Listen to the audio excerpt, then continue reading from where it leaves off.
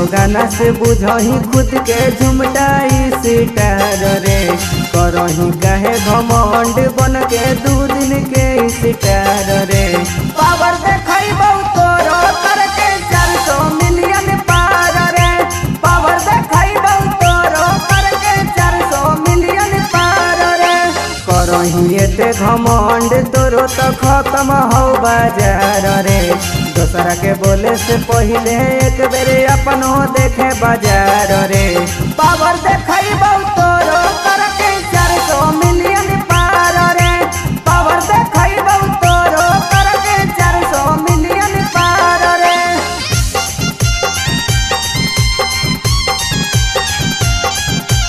ओ बेटा सुन सुन सुन।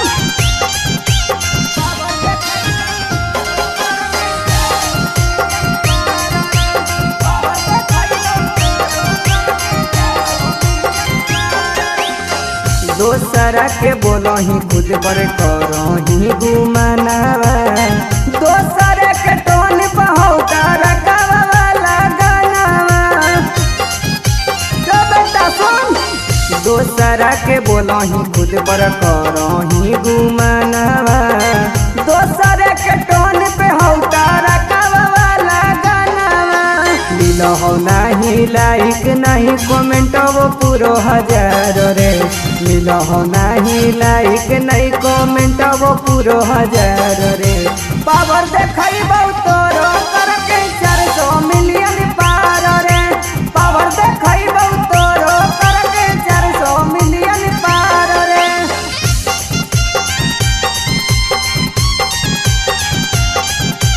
ओ बेटा सुन सुन सुन।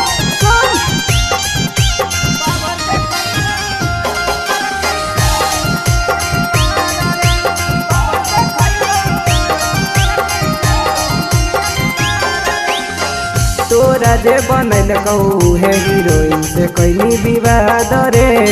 तोरे जस सिंगर से है मगही बराबाद रे। सुमन तोरा जे बनल कहू है हीरोइन से कैली विवाद रे। तोरे जस सिंगर से है मगही बराबाद रे।